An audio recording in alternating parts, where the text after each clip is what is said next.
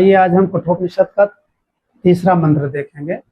कठोपनिषद का हम लोग प्रथम अध्याय का प्रथम वल्ली का क्रमशः अध्ययन कर रहे हैं, है ना। दो मंत्र हम लोगों ने देख लिया है, तीसरा देखते हैं। तीसरा कहाँ से स्टार्ट हो रहा है? इसके पहले कहा गया ना, सो अमन्यत ना, सो वह सोचने लगा। कौन सोचने लगा? नचिकेता। अब क्या सोच रहा है वही चीज बता रहे हैं। सोच रहा है कि पिताजी जो गाय यज्ञ में जो दान दे रहे हैं वो गाय कैसी हैं, उसी का विशेषण बता रहा है। सब गाय कैसे हैं पहले इसको देखते हैं। कहा कि पीतोदका न, पीतोदका जग्ध क्रीड़ा न, दुग्ध दोहा निरीन्द्रिया अनंदा नामते लोका न, तान स गच्छति ताह ददत। किस छंद में है? अनुष्टुप में। यति कहाँ होगी? आठवें अक्षर पे ना। तो कहा कि गाय कैसी हैं जो दान में दी जा रही हैं, यही तो वो सोचने लगा। तो गाय कैसे हैं? कहा कि पीत उदका ना। यहाँ क्या है? पीत धन उदका। उदक माने, उदक मीन्स जल ना। कहा कि जो जल को, पीत माने पी चुकी है, जो जल को पीली हो ऐसी गाय। और कैसी गाय? कहा कि जग्ध माने खा ली हो, चबा ली हो, तृण माने घास।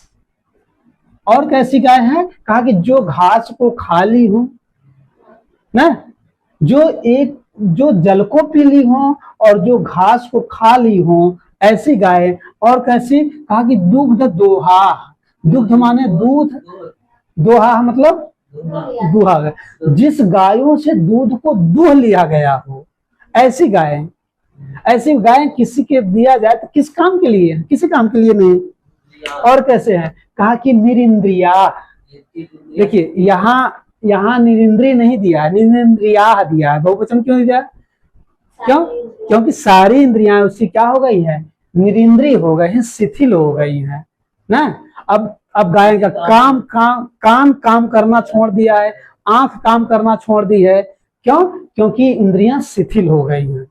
और इंद्रियां कैसी हो गई हैं? कहा कि निरिंद्रिया का मतलब ये हुआ कि अब उस गायों में प्रजनन क्रिया करने की सामर्थ्य नहीं है। उससे उनकी इंद्रियां क्या हो गई? निरिंद्रिय हो गई हैं, शिथिल हो गई हैं ना। ये सब किसके विशेषण होंगे? गाय के। तो कहा कि ताह मीन्स ऊपर जो कही गई है। कहा कि ऐसे गायों को ददत माने देना। कहा कि ऐसे गायों को जो देता है, जो दान करता है। क्लियर? ऐसे गायों को जो दान करता है तो उसके लिए क्या हुआ? तो कहा कि ते और अनंदा नाम में से प्रसिद्ध। जो ऐसे गायों को दान करता है तो ऐसे गायों को दान करने की एक प्रसिद्धि है। प्रसिद्धि क्या है? ते मतलब उन लोगों को कहा कि आनंदा। एक तो नंद माने आनंद ना, आनंद मीन्स सुख, और आनंदा मतलब आनंद न हो, आनंद न होना ना, या तो फिर इसको आप दुख कह लीजिए। क्लियर? तो कहा कि जो ऐसी से युक्त गायों को जो देता है, कहा कि वह जो है, कहा कि क्या करता है? कहा कि वह इस अनंदा अर्थात इस दुख को भोगता है। कहाँ भोगता है? कहा कि लोकान, इस लोक को ना दुख से भोगता हुआ। तान माने उन, तान सहतौते तमतौ तान ना, कहाँ का रूप होगा? द्वितीय बहुवचन का। कहा कि जो ऐसी गायों को देता है, जो ऐसी गायों को दान देता है, कहा कि सह वह व्यक्ति क्या होता है? कहा कि वह लोकान अर्थात इस लोक में क्या करता है? गच्छत माने जाता है। कैसे जाता है? तो कहा कि अनंदाह नाम, अनंदाह मतलब दुख से युक्त लोक को गच्छत माने प्राप्त करता है। देखो, अगर आप सही गायों का दान करेंगे, सही चीज का दान करेंगे, तब आप जो है उस लोक को प्राप्त करेंगे जिस लोक में खुशी होती है, जिस लोक में आपको आनंद मिले, जिस लोक में आपको नंद मिले। और ऐसी गायों को आप दान देंगे तो कहा कि तब कौन सा लोक मिलेगा, तो कहा कि तब आपको आनंदाह नाम थे, कहा कि वह लोक मिलेगा जिसमें आनंद है ही नहीं है ना, तो क्या है, दुख है। ऐसे दुख से भरे लोकान लोक को सह वह व्यक्ति गच्छत माने प्राप्त करता है। क्लियर हुआ? देखिए ऊपर से फिर से देखिए, पीतोदकाह, ओदकाह मीन्स जल, जल को जिसने पी लिया हो ना, और जगध तृणाह, तृण माने घास को जिसने खा ली हो, और कहा कि दुग्ध दोहा, जिस गायों से दूध को निकाल लिया गया है, दूध को दूह लिया गया हो, और जो गायें निरिंद्री हो गई है, जिस गायों के इंद्रियां शिथिल हो गई हैं, ऐसी गायों से युक्त, कहा कि ताह, इन गायों को जो ऊपर बताए गए हैं जिस प्रकार के, इस प्रकार के गायों को ददत माने देने वाला, जो देता है, जो दान देता है, कहा कि ते उसके लिए, सहते बहुवचन है ना, उन लोगों के लिए, कहा कि अनंदा, अनंदा मतलब दुख, दुख से युक्त, कहा कि लोकान लोक को सह वह गच्छत माने प्राप्त करता, उन लोगों को दुख से युक्त लोक को प्राप्त होता है ना।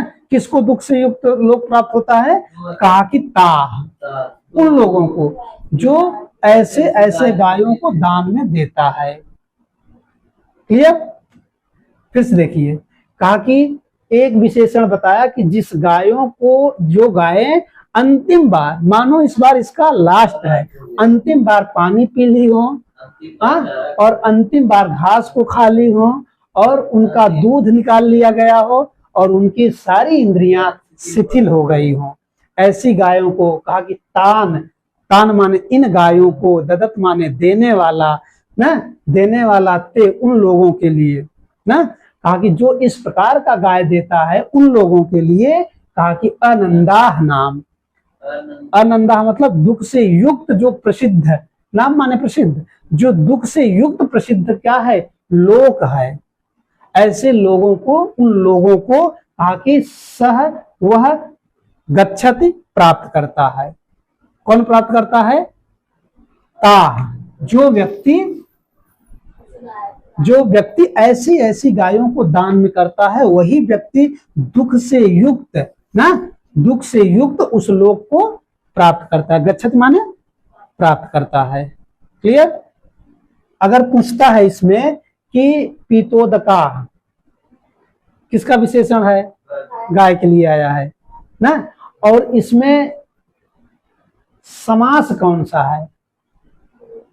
इन चारों में आप देखेंगे तो बहुब्रीहि मिलेगा।